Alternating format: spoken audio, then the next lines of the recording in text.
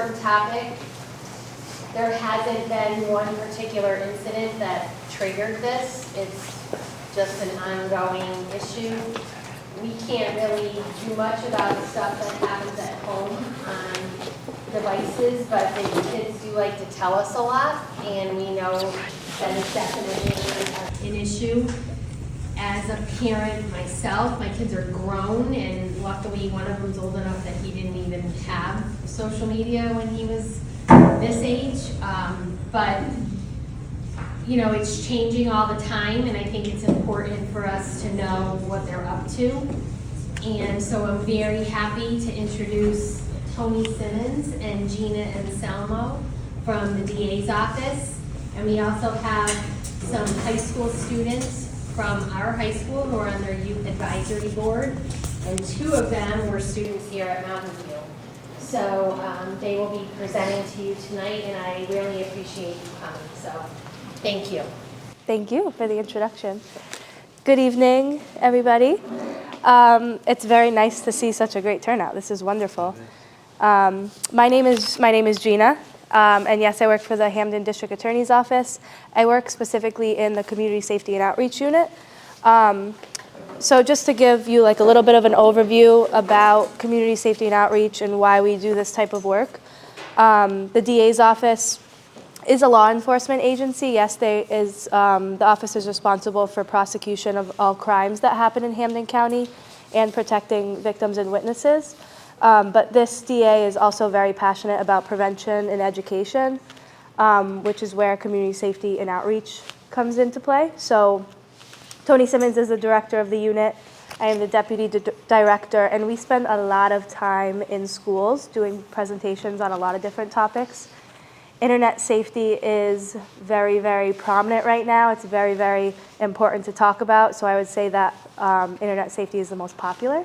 We do presentations for elementary school level, middle school, and high school on internet safety. But we also talk about other topics like impaired and distracted driving and dating violence, and try to turn some of the tragic things that we see through the DA's office into an educational moment. So we spend a lot of time in schools doing that type of prevention work. So we were at Mountainview this morning, and we did a presentation for grade 3, 4, and 5. Students were wonderful, very respectful. And we talked to them about the internet safety basics. I'm actually seeing down here the handout that we sent home with them. So this at the elementary school level is what we cover. Hopefully it looks familiar to some of you guys. So the basics, like only connecting with people that we know and trust in real life, never meeting anyone from the internet in real life, telling a trusted adult if something online makes us feel uncomfortable, sad, scared, or confused, never sharing private information online, always being nice to others online and in person. So we bring our former Mountainview students who are now at East Longmeadow High to the school to share that message with the younger students. So these three young ladies did that presentation this morning. And the Youth Advisory Board, the principal had mentioned earlier, that is one of, amongst our presentations, we have a lot of programs that offer great opportunities for young people, one being the Youth Advisory Board. And that's made up of high school students from around Hampden County who work on projects to address issues facing young people, but also community service, such as coming back to their school and providing those presentations for the younger students. And also coming and speaking with parents as well and helping us talk about the issues because they are in the schools and they see it and they are really our experts on that matter. I'm going to mention this a few times today. So our Youth Advisory Board, they work on a lot of projects. A few years ago, they created this resource called the Youth Advisory Board Internet Playbook. And what it is a resource that kind of compiles what they thought to be the most popular apps used by young people today, some popular games, and they kind of laid out the risks that are the risks of the app and ways to make the app safer. And then we also linked in some really great resources and safety settings that we should be implementing in those apps. So this was created, I believe, in 2018, and it's always changing because social media is always changing. So we are constantly keeping it up to date. So we'll make sure that everyone goes home with a booklet today. This one is fairly up to date. There are a few tweaks that we made, but if you go into the inside cover, there's a QR code where you can get the most up-to-date one along with other resources as well. So I'm gonna have you guys introduce yourselves, and then we'll dive into some of these apps. Hi everybody, my name is Olivia. I'm a senior at East Longmeadow High School. This is my first year on the Youth Advisory Board, but I really enjoyed seeing your kids today. They were all very good, and they had some good questions about like the gaming and safety. So I think this is really important, and one of my favorite things to do is help the community. So being on the Youth Advisory Board was something that I really was hoping to be a part of. My name's Lily. I'm a junior at East Longmeadow High School, and this is also my first year on the Youth Advisory Board. And like Olivia, I love being able to help out the community and also meet other people my age from different schools across Hampden County. Hi everyone, my name is Maliha. I'm also a junior at East Longmeadow High School. It's my first year in Youth Advisory Board, and I'm excited to teach now the parents about internet safety. Awesome. So I think our first app that we're talking about today is Instagram. So we see Instagram, Snapchat, and TikTok are three of the really, really popular social media apps amongst young people. Believe it or not, for the apps, you actually have to be 13 to download the app, but we're still finding that the elementary school students are still getting the app and are still on the app. So we just feel the need to talk about, some of the ways to make it safer. So Lily will be talking about Instagram. So as many know, Instagram is a photo and video sharing app with direct messaging. Making an account private is a simple step that ensures a safer experience for your kids. When an Instagram account is private, others have to request to follow you. Only when someone accepts the follow request can they see your post and send you direct messages or DMs. With a private account, there is no risk of strangers trying to contact someone through a DM. So with a private account, if someone DMs you, you have to go in manually and approve the DM request, otherwise the DM won't get to you. And if an account is public, anyone with an Instagram account can message you or see your posts. Some other notable safety features include the hidden words feature, and with this feature, comments and message requests that are considered inappropriate or offensive can be filtered out. You can also create your own custom list of words of what to be filtered out and what not to be filtered out. The ability to remove a follower, block an account, and turn off commenting are also essential safety features on Instagram. And users can also mute an account. So with this, they'll stop seeing posts from selected people or potentially dangerous accounts. They can also restrict an account, which prevents selected people from messaging or commenting on the post. Many of these features can be helpful in a cyberbullying situation or just a useful tool for a young child trying to navigate Instagram. Instagram also allows you to choose how much time you'd like to spend on the app every day and create an alert when you've reached your time limit. There is an Instagram Parents Guide which will go in depth about managing privacy, managing interactions, and managing what you see, managing time, and more. Thanks, Lily. So Instagram also has something called the Family Center, which helps with what they call supervision. So if a parent has an Instagram account and the child has an Instagram account, what happens is they call the request for supervision. So either the child would do it or the parent would do it on the app. And then once that's established, the parent can see who they're following, who's following them. They can see how much time they spend on the app, and they can adjust their child's privacy settings to make it how they want it to be. And they can set daily time limits and schedule breaks on the app as well, so they can manage their time a little bit better. And I know that's a big issue we see too, and kids, are often tired during the day, and I'm like, I wonder if it's because they were up really, really late on TikTok scrolling or whatever it may be. I know we hear from the high schoolers and the middle schoolers, it's addicting, right? And the apps, these social media apps, Instagram and TikTok, they're meant to be addicting. When you like a post or if you commented on it or you comment on it, it's showing that you like that and it will feed you more of what you like. So it's just inherently addictive, these social media apps. So setting the time limits is really helpful to just monitor and make sure that we're not overusing them. And Maliha will be talking about TikTok. TikTok is also another really popular app. It allows users to upload, view, and share short videos. A core part of the TikTok experience is the For You feed, which is powered by a recommendation system. This system brings together all the interactions someone has with TikTok, such as whether they like a video, leave a comment, or watch a video at the end, and uses those to curate a personalized For You feed. One of the largest concerns can be the addictive nature of the app, which can consume hours. TikTok has a digital well-being tool that allows users to set daily screen time limits. Family pairing is also an option which links parents' TikTok accounts to their teen's TikTok account. This allows parents to select how long their child can use TikTok, what kind of content they can view, and whether they have a private or public account, or who can send them direct messages. The app also has a restricted mode which limits exposure to content that may not be suitable for everyone. This is also a feature that a parent can turn on when family pairing is enabled. Another large concern regarding TikTok are challenges that may go viral. Some are harmless and fun, but others are dangerous. Like Instagram, TikTok also has a guardian's guide, which has more safety information. So we link all this information in the playbook. I know we're sharing a lot with you, but we put all of the links and the QR codes to get to these parents' guides and to get to these guardians' guides to learn about the safety settings. We see a really common trend with the social media apps is when you download the app and have an account yourself, you have a lot more options as far as supervision.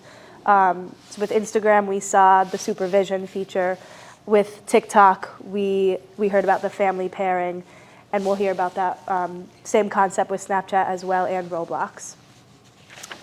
And the next app we are talking about is Snapchat, and Olivia will be talking to us about Snapchat. Snapchat is a popular messaging app that lets users exchange pictures and videos called snaps that are meant to disappear after they're viewed. Young people have a false sense of security while messaging on the app because Snapchat advertises that the content disappears after 24 hours or another specified amount of time. You have to be over the age of 13 to download the app. Despite this, Snapchat is actually the second most used app by children under the age of 13, according to 13. According to commonsense.org. A recommendation to make Snapchat a safer app is disabling their location sharing feature titled SnapMap. SnapMap tracks a user's location in real time when a user simply opens the app on their phone. They do not need to be actively posting. A concern about SnapMap is if a child isn't monitoring who they are adding as friends and accepting anyone who requests to be friends, they may be giving up their location to people they do not know. This feature can be disabled in settings by turning on ghost mode. Thank you. Yeah, we always like to mention SnapMap because it's a very real-time location sharing feature in Snapchat. So turning on ghost mode disables the location sharing. One helpful tip where it might be useful is it allows you to pick and choose who you want to share your location with. So if you have a Snapchat account as well, you can go into your child's setting and just have the location sharing on, but only have it being shared with you, as opposed to everyone that they're friends with. And when we talk to young people too, we're always making sure to tell them to have private accounts and to monitor who they're adding as friends. Especially if we're not monitoring, then it kind of raises the question, who are we friends with on social media? If this isn't disabled, who's following their location, and things of that nature. One other feature of Snapchat that we like to make sure parents are aware of is the My Eyes Only feature, and this is meant to hide private photos. We go a little bit more in depth with this at the middle and high school level. We talk to young people about how you can't share inappropriate photos, and we talk to the parents about sharing inappropriate photos and things of that nature. We're seeing at the middle school and high school level when photos are being shared, a lot of the times it's on Snapchat because they have this false sense of security that the messages and photos and text disappear after that specified amount of time. Snapchat is a little sneaky in the way that they have this private photo album that requires a passcode. So I'm not saying that any student that uses this has inappropriate photos or anything like that, but if they're using it, they have photos that they want hidden and password protected. So it's definitely worth mentioning. Olivia is going to talk about the Family Center in Snapchat. The Snapchat Family Center can be a great resource for parents. Here are some examples of what the Snapchat feature allows parents to do. See which Snapchat friends their children have sent messages, photos, or videos to in the last 7 days. See a complete list of their child's existing friends. View new friends their teens have added, making it easy to start conversations about who their new contacts are. Confidentially report any accounts parents may be concerned about directly to Snapchat's teams to investigate. Additionally, Snapchatters who are under the age of 18 do not show up in search results or as a friend suggestion to somebody else unless they have mutual friends. Thank you. Another awesome tool that you can use when you have the Snapchat account as well. So just talking, we've covered 3 really popular social media apps. I want to talk about a few games. So Roblox is so popular. The National Center on Sexual Exploitation, each year they put out a list of 12 mainstream apps or entities that enable or facilitate or sometimes even profit from sexual exploitation. And they do this every year. They call it the Dirty Dozen list, and we link it in our resources. For all 12, they lay out, why this app is on the Dirty Dozen list, what they're doing about it. They usually reach out to the app and say, hey, this is why your app made this list. This is a way you can make it safer for children. Sometimes apps respond and make changes. Sometimes they're unresponsive. I want to touch base on Roblox because Roblox has been on the Dirty Dozen list the past 2 years. So this is from their website that they state, Roblox treats child protection like a game. Among the avatars, blocks, and buildings, kids are exposed to predators and inappropriate content. Now this sounds scary, but I do want to say that Roblox had responded and they put in some safeguards for children. So as of December of 2024, so at the end of last year, after 2 years on the Dirty Dozen list, they added some protections for accounts under age 13. So now users under the age of 13 will no longer be able to direct message others outside of the games, and parents can set up their own Roblox account. So another one of those examples, if you have a Roblox account, you can connect your account to your child's account to manage their safety settings and monitor their screen time and their friends and what content they can access. So that was a big win for Roblox in adding those safety features. Parents can only connect to a child's account if they're under 13 years old, so not much going on for 13 years and older as far as protecting those tweens, so to speak.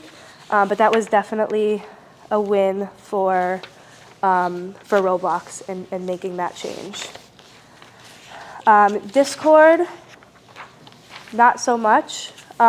We are not the biggest fans of Discord. National Center on Sexual Exploitation, in their words, is a hotspot for dangerous interactions and deepfakes. This platform is popular with predators seeking to groom kids and with creeps looking to create, trade, or find sexually abusive content of children and unsuspecting adults.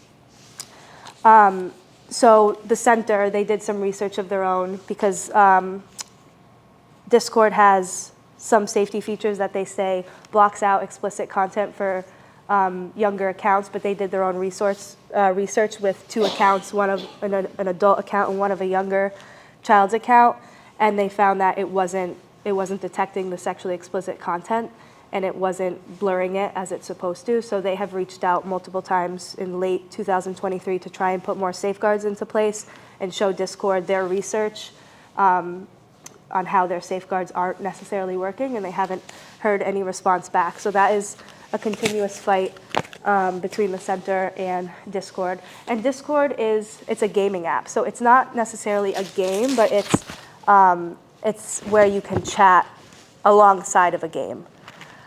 So it's really big with gamers. So that's one that we definitely want to make sure we're monitoring, just because the lack of safety features. GTA and some other violent games that we hope young people don't fall victim to. Tony Simmons, like I said, is the Director of Community Safety and Outreach, and he's going to talk a little bit about some of these games that are meant for 17-year-old individuals and over, but young folks still get their hands on them. Are you guys familiar with Grand Theft Auto? And Now, Fortnite. So we talk to schools all Hampden County, I mean, 500,000 people, tons of middle schools and elementary schools, hundreds of students, and but we say any type GTA, what they play, it's GTA, Grand Theft Auto, it's Fortnite, and that's cool when you're 18 years old. I'm talking about fifth graders, I'm talking about third graders, I'm talking about fourth graders, they play these games. And first of all, parents may or may not know, but at the end of the day, you know, especially with Grand Theft Auto, you have to be 18 years old, but they have to play anyways. So we're the safeguards there. And when I talk to these students, a lot of times I just play dumb and say, well, what does that game entail? And I start with Grand Theft Auto. What do you actually do? And some kids will list its word, Grand Theft Auto, and what the object of the game is. And even today, with the fifth graders, not the younger kids, I went over some of the things of the impacts of Grand Theft Auto, and I read it just like this. First of all, exposure to violence. Grand Theft Auto features graphic violence that can desensitize children to real-world aggression and promotes violent behavior in some cases. And we have to deal with a lot of those folks in our area of work in the district attorney's office. Influence on behavior and morality. The game encourages criminal activity like stealing cars, and I know we've had that problem with kids stealing cars, you know that. Harming others, and breaking the law, which can affect how children perceive what is right and what is wrong. It was hard for me to say this, but they play the game. Sexual and mature content. GTA includes sexual themes, which we know, if you guys know the game, drug use and profanity, which we wonder why our kids are using profanity, not face to face, but on their, you know, when they talk in these little chat rooms, which are inappropriate for young players and could expose them to adult content way too early, which we know. Of course it's exposed them to adult concepts way too early. It's meant for an 18-year-old to play. Addiction and poor academic performance. We wonder why some of our kids aren't really achieving as they should. The game's open world nature can be highly addictive, leading to excessive screen time that might interfere with schoolwork, physical activity, and social interactions. And we know that. Talk to the students. I mean, I'll get to the teachers and where they fit in a minute. With the things that happen after hours when these kids are playing games. Online interactions and cyberbullying, which we know about this. If played online, which we know kids do, children might encounter, which we know they do, toxic players. Oh, sorry. Cyberbullying or inappropriate conversations with strangers. If you worked in the DA's office and we are on the same floor as a special victims unit, and the stories that we hear on some of these predators and how they target the kids, and we talk about the game that they play, and they don't know who they're talking to, it is so scary, it's unbelievable, because the predators are lingering in these games. And that's just Grand Theft Auto. And I broke it down and they said, okay, so in terms of excessive violence, what are you talking about? What does that mean? Gun violence. Players can use firearms to shoot characters, including police officers. And I said, this is what you're playing? You're playing a game which allows you and gives you points to shoot police officers? Civilians and rival gang members. Not that we do have a problem with gangs, because we do throughout Hampden County and throughout our country. Vehicular homicide. Players can run over pedestrians, cause car crashes, or engage in high-speed police chases that often end in violent confrontations. Crime and murder. Missions often involve assassinations, robberies, and other criminal activities where players must harm or eliminate targets. Explosion and destruction, torture scenes, waterboarding. And those are the fifth graders that raise their hand and said, I play this game, and they're not exposed to this type of stuff. And I asked them, and some kids actually, they listed all this stuff. Yes, you could do this, you could do that, and how is that going to help you out? And I tell them, how is that helping you out? And then we go to Fortnite, which is another thing which I don't want to go into detail, but Fortnite is another one of those games that can lure you into something. It's got the cartoons. I mean, you got the same stuff of online bullying. You got the short attention span because the game moves very fast. And the students, when they're playing Fortnite, they're bothering you guys because I think there's some charge for them to buy different things when they're playing the game. Let's see, it's written in here, Fortnite encourages players to buy skins or battle passes, which can lead to overspending or pressuring parents to purchase these games. I'm not sure if they do that with you guys, but we see that happening. And that's not going away. And kids are allowed access to these games. And then what happens, that leads to a conversation on Discord. Then the conversation leads to something that's leaving a kid up late at night, which we know, 2 o'clock, 3 o'clock in the morning. And then they're having these arguments. And then they come into school, and the teachers are just trying to teach them, and these kids are arguing back and forth on something that wasn't even happening on school grounds. It was happening late at night when the kids have access to their phones at 2 o'clock in the morning. That's what we have, and that's the reality of the matter. I just put it out there. Unfortunately, in the criminal justice system, we see it play out in a lot of different ways. Antisocial behavior, kids just not thinking that that's a crime, or you can't do this, or you can't steal cars. And we wonder, why is that happening? Because they're exposed to these types of games. And when you go to the schools and we do the NetSmarts presentations, the cartoon presentations, and you see a second grader, when we say, what games do you like to play? Roblox, Minecraft, GTA, second grade, third grade. They're exposed to everything that I just read, period. At the end of the day, parents probably should keep an eye on the games that your kids are playing because that's kind of important. The games, they are targeting your kids either way. I mean, GTA is allowing a kid to play a game of which clearly the rules say 18 years old, but they know it. The kid said, well, I asked him, how old do you have to be, 18? You still play it? Well, maybe that's kind of mature and you shouldn't be playing it. So those are the kind of conversations that I would encourage parents to have with their kids, with the phones, with cell phones, use or whatever, because it doesn't get any better than that. It doesn't get any worse. Well, it can get worse, I'm sorry. It really can, especially with the GTAs, with those games that really encourage kids to run over people for points.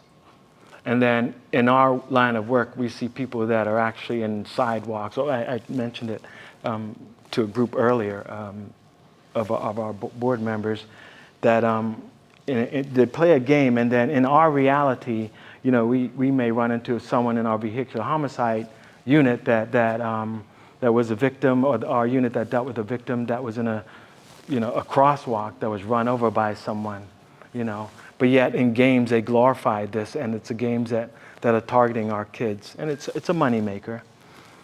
So as parents, I'm glad my kids are way, way older. It's tough. It's a challenge to try to get them to, regulate or try to regulate what they do. I know we have some tips and tricks here. Make sure you get the book. It's not doom and gloom. I'm just telling you what the reality is, specifically those two games. Look into it. Look into what I just said. You can use the AI to check ChatGPT to find out, what the dangers are. You'll find the exact same information that I did, and then you can make a decision whether you want your kid to continue to play those games. That is a good point. And on a positive note, ChatGPT could be used in a positive way as far as figuring out dangers of apps and things of that nature. There are some really good websites that we link in the playbook, like commonsense.org, that kind of does ratings of apps on how child appropriate they are. But yeah, GTA is just one of those ones that's just not even on the board as far as appropriate for children. So definitely one that we like to mention. The conversation with strangers is scary, really. And you see about the cases and, young 13-year-olds, we find our unit sees, arrest some guy that had a 13-year-old in a hotel. A lot of those conversations, they look into, how this started off, and they'll say Minecraft, Roblox, all the games, and that's what the scary part is. So please talk to your children about who they talk to online and make sure they know who they're talking to, because we just don't want them to end up in a situation where it can be dangerous to them. And we talk about red flags with them as well. Like if you're on one of these apps and, yes, you should be connecting with people that you only know and trust in your life, but say you get a message or say you get a comment, these are the red flags. Someone's just, asking a lot of questions about your private information, where you go to school, your full name, how old you are. Someone's trying to get you to send photos of yourself, or someone's trying to get you to meet in real life. We really pinpoint those red flags, so then if they ever come across them, they can recognize it as suspicious. And at that point we say, that's when it's time to talk to a trusted adult. Who are your trusted adults at home and at school? So that's kind of how we cover that at elementary school level.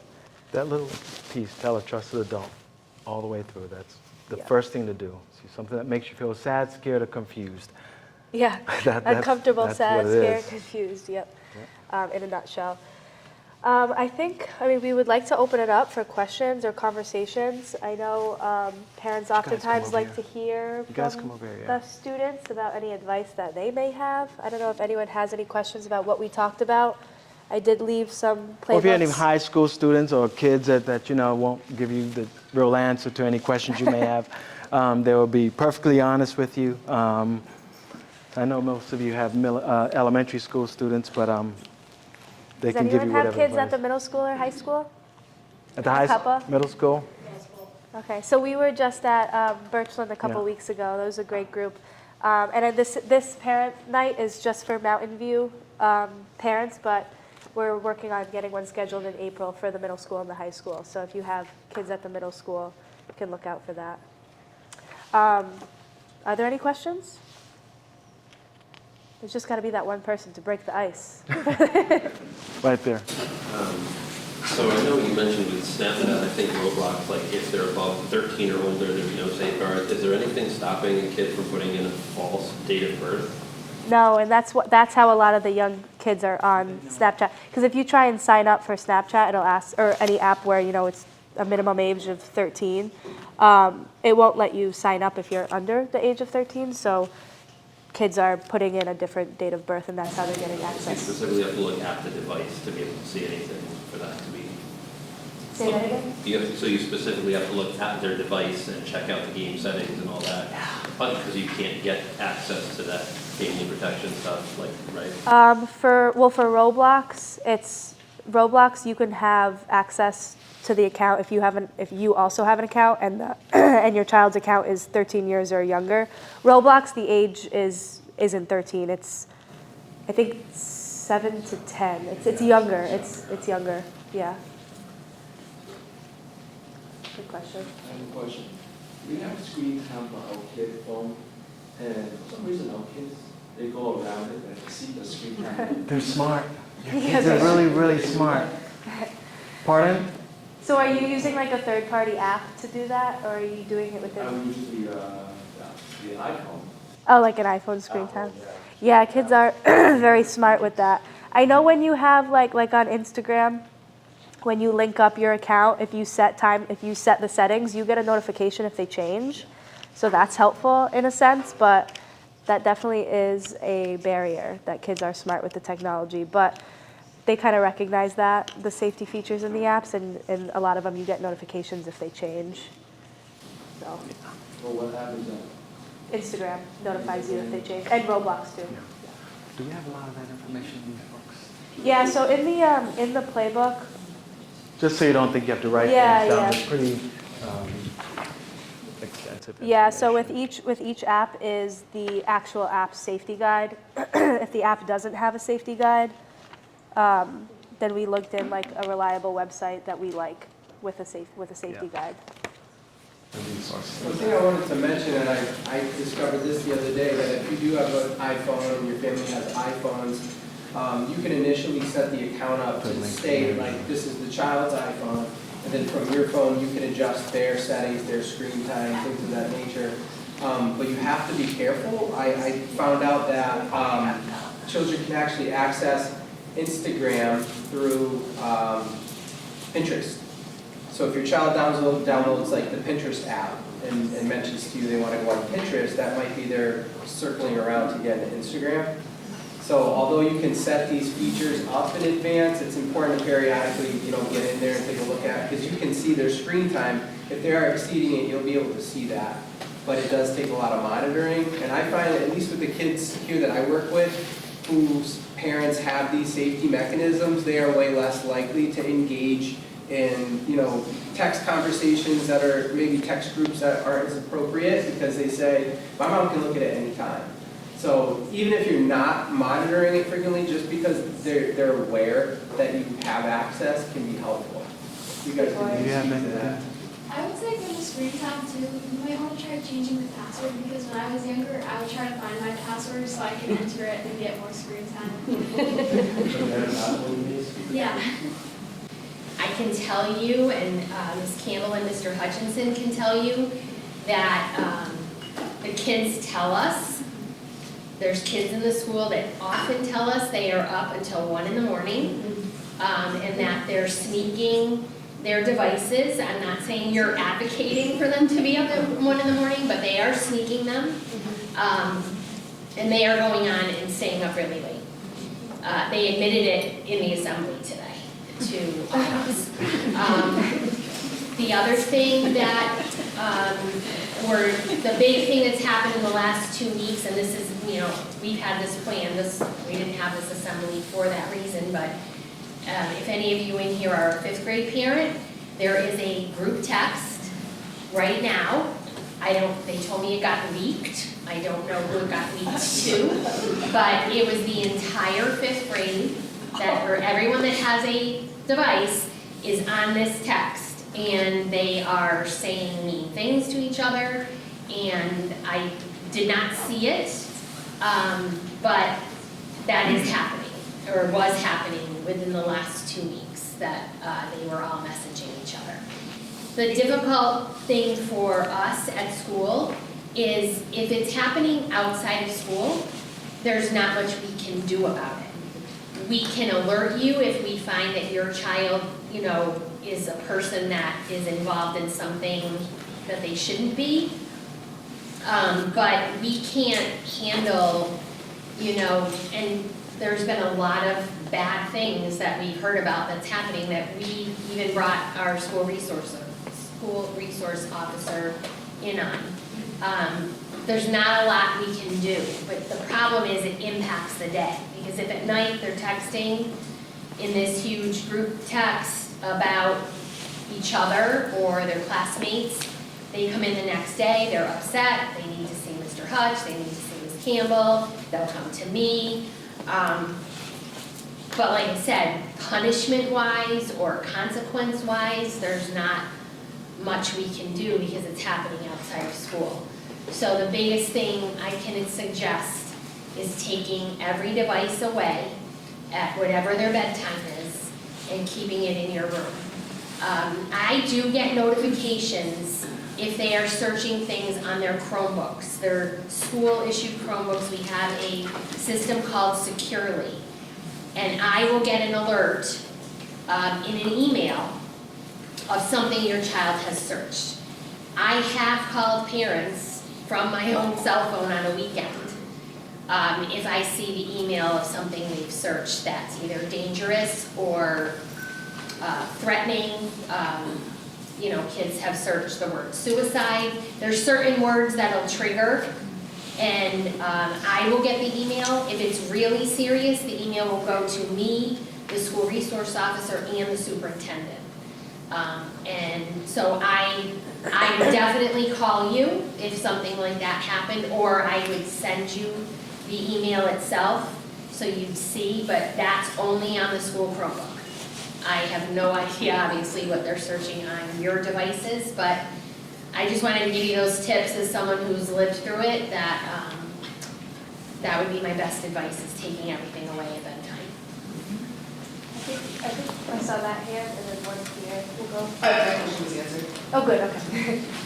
Just a couple of things. There's a few apps that you can download that kills the Wi-Fi for certain devices in your home. So that's been super helpful too. And I was just curious, I've I battle with like the YouTube shorts and the, the constant, scrolling, and how do you get, is there any parental control on that? Because I've searched everywhere for that and I can't seem to, other than give me the device and you're done and go outside. I don't know YouTube off the top of my head. I don't know if you ladies do. I know there's like a YouTube Kids app that's different than regular YouTube. I don't know if there's like shorts on there, but I know like it stops like certain content that they can't see at all. So that could be helpful to you. Yeah, so the YouTube Kids has parental controls. They have a restricted mode. So I don't know too much about what restricted mode is, but it's on this page here. Yeah. So, unfortunate. What my 6-year-old discovered was the button on the Fire Stick.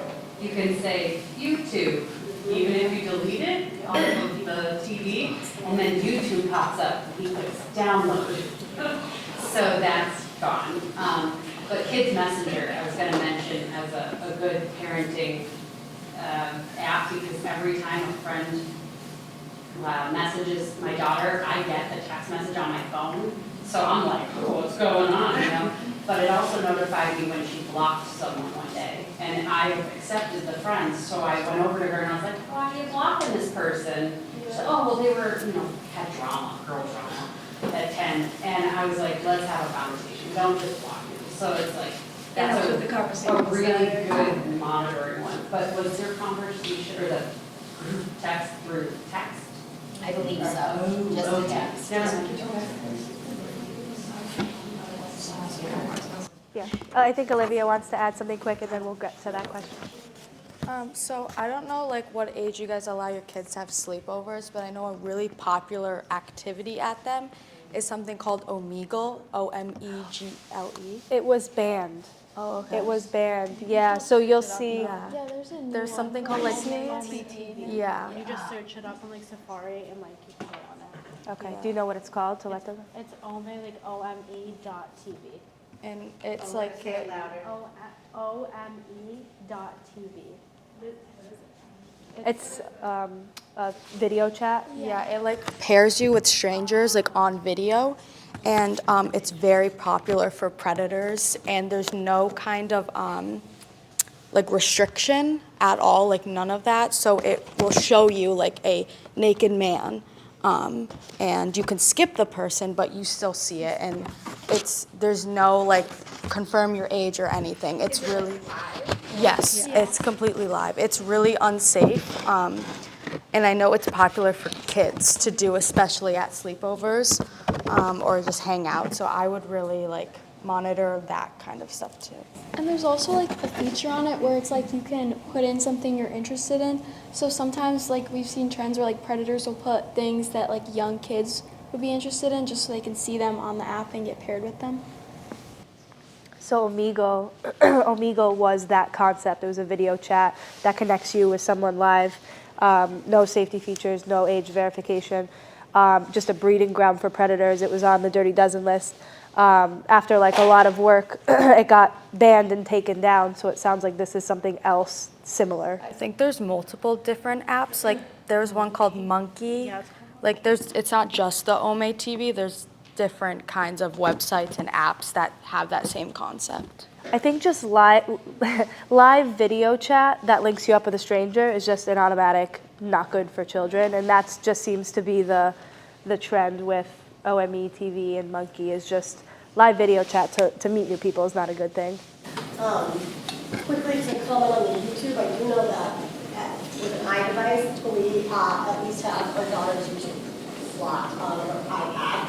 We can't block YouTube on the school device though, because that's the school device, so the kids can access it there, which they do on the bus all the time.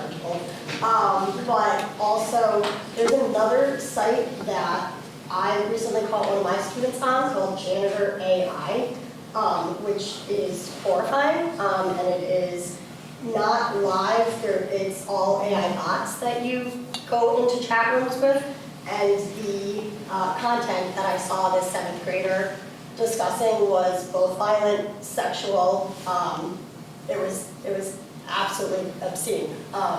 So that is one that I would, and then today, I would look into that one. Janitor AI. Janitor AI. So again, that might just be a place where as parents, we just want to look through our kids' history once in a while. Thank you for that info. Mm. Yeah, there's a lot out there. There is a lot of apps. We try our best to keep up. But it's scary out there, it really is. Yeah. So we learned a lot about scary things that our kids are into. Anyone is a little bit of a control freak like I am. There's something called a bark phone. I don't know if you guys have heard. Bark? It's a bark phone, and it's a bit time intensive as parents. You have to approve everything. But they can't access anything, they can't download anything, they can't have any contacts to call or text, they can't do anything unless you approve it. So is that like a third-party app you put on the phone? No. Oh, it's an actual phone. There is an app that you can put on. I was gonna say, we too. do have like the Bark third-party app. It's on the actual but phone. So my husband says that, so I don't know all of it, but I know that she can't do anything, and it flags certain words. So if I write, hi sweetie, it will flag sexual content. Yeah. I'm getting emails. That's fantastic. So that is a good way to take control of that. Yeah. Is it Bark, B-A-R-K? Yeah. We always try and lift up the students that don't have social media. I'm like, do you feel like you're missing out? And they're usually like, no, I don't feel like I'm missing out. You're probably missing out on drama, which is a good thing. So we try and pinpoint those ones that are like, I'm not on Instagram, I'm not on any social media, and I'm good, because it's refreshing. So one thing I just want to share too, specifically about the YouTube, there are third-party apps out there that you can put on the phone that work by creating VPNs, virtual private networks, that all internet traffic from the phone goes through the network, so it allows them to filter it at a really kind of granular level. And a lot of them have specific YouTube blocks. And so because it works on the actual internet traffic, it blocks the YouTube app, it blocks them from going to Safari, YouTube.com, any YouTube shorts embedded in other apps will get blocked because it's just blocking anything that comes from YouTube.com. So there are some of those out there. Thank you. I did want to just piggyback what you were saying about the third-party app to shut off the devices. If anyone has Spectrum, you can do that on your specific devices or on your Spectrum account. And that way, at a certain time, it'll turn on, it won't turn back on, not be used until you have that switched on. But I did have a question to you, ma'am, because you did bring up the security on the laptops. Yes. And I know schools and libraries are supposed to follow SIPA and COPA. So are they actually going into the internet? Even though, let's say, your example was the suicide, is it coming up or is it being blocked? It's being blocked. Okay. Yeah. No, it says in the email that it was blocked. Okay. But just the fact that they're searching it. Yeah. No. I would call you if it was a serious, sometimes, for example, I was getting bombarded about a month ago from Securely with emails from the 5th grade, but they were doing research on the Revolutionary War. So they were looking up gun, they were looking up Fort something or a battle of, and so I was getting, a million, but I knew it was because that's what they were studying, so I didn't panic. Yeah. It's when there's other words that, anything sexual, anything regarding suicide, we're obviously not teaching that here, so that's the kind of thing I would alert you to. So what happens when it goes to the resource officer, then potentially comes to our office.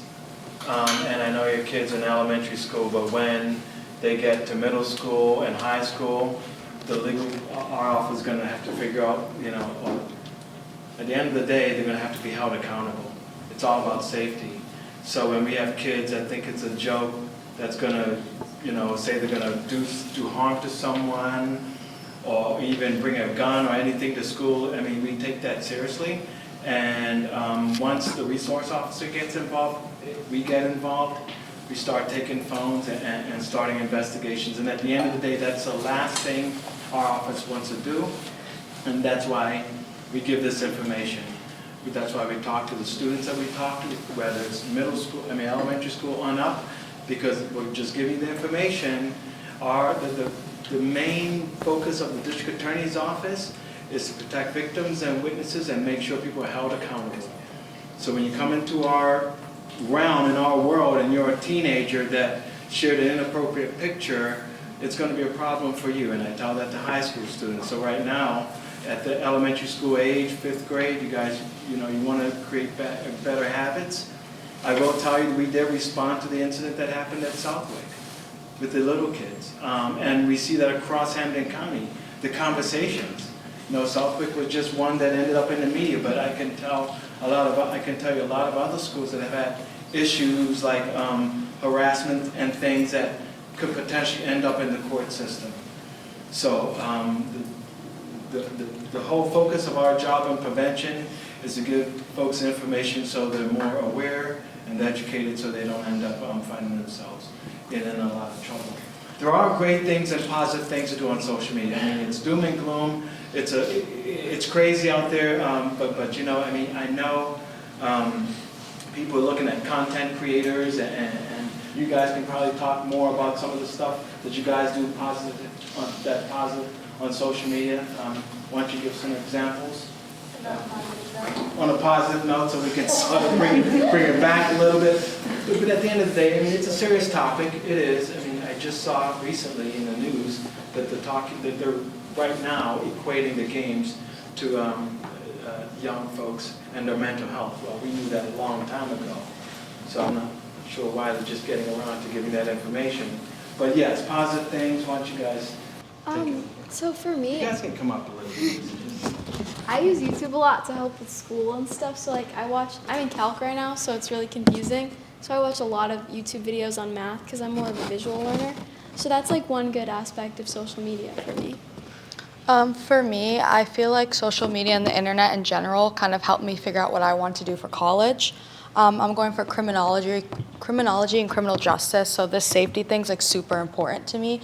And so I kind of learned a lot, and I feel like something about social media is you don't miss out when you're a kid. I feel like 18 and under, you don't really need it, honestly. It's just better without it. The positives are kind of when you get older and you can understand things. And personally, my younger brother didn't have anything until he was in high school, and he is perfectly fine, has friends and everything. So. Turned out okay. I would say I use Instagram to repost things that I'm interested in.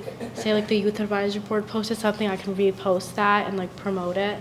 So that's I guess something I use positively. Shameless plug for the DA's Instagram.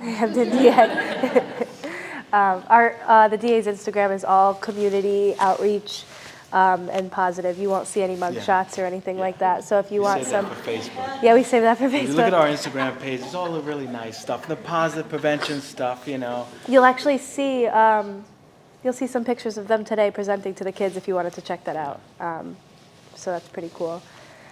This QR code goes to the playbook. So if you don't want the hard copy, you can just take a photo on your phone. Oh, you have a question? Yeah.